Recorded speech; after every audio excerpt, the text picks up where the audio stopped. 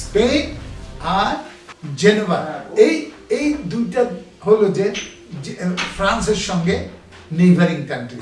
তো ঠিক আছে, তাহলে তো আমি বার্সেলোনা যেতে পারি।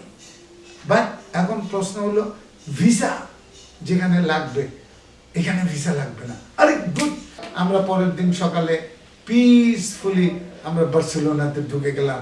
বর্ডার পার হওয়াটা খুব জরুরি ছিল, কারণ আমি যদি ফ্রেঞ্চ টেরিটরি পার না হতে পারি, তাহলে ফ্রান্স যদি আমাকে ধরে ফেলে, পাকিস্তান ওদেরকে চার্জ করবে যে তোমরা ওদেরকে আমাদের কাছে হ্যান্ড ওভার করো, অথবা ও না করে পারতো না। আমরা এখন কি করব?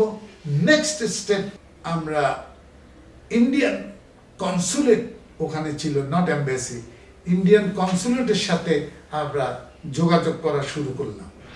কারণ তখন ওই যে ওয়ান ব্যান্ড ট্রানজিস্টার, ওটা তো বিবিসি আর ভয়েস অফ আমেরিকা তো সারাক্ষণ খবর দিচ্ছেই। সেই খবরে আমি বুঝতে পারছি, জানতে পারছি যে বাংলাদেশের স্বাধীনতা যুদ্ধে ভারত ইজ মাই নেইবার এবং নিউট্রাল, এবং আমার দেশের সঙ্গে লাগা দেশ, এবং সে আমার মুক্তিযুদ্ধে সাহায্যকারী দেশ, এবং সেখানে আমার একমাত্র শেল্টার এবং ছায়া আমি পেতে পারি।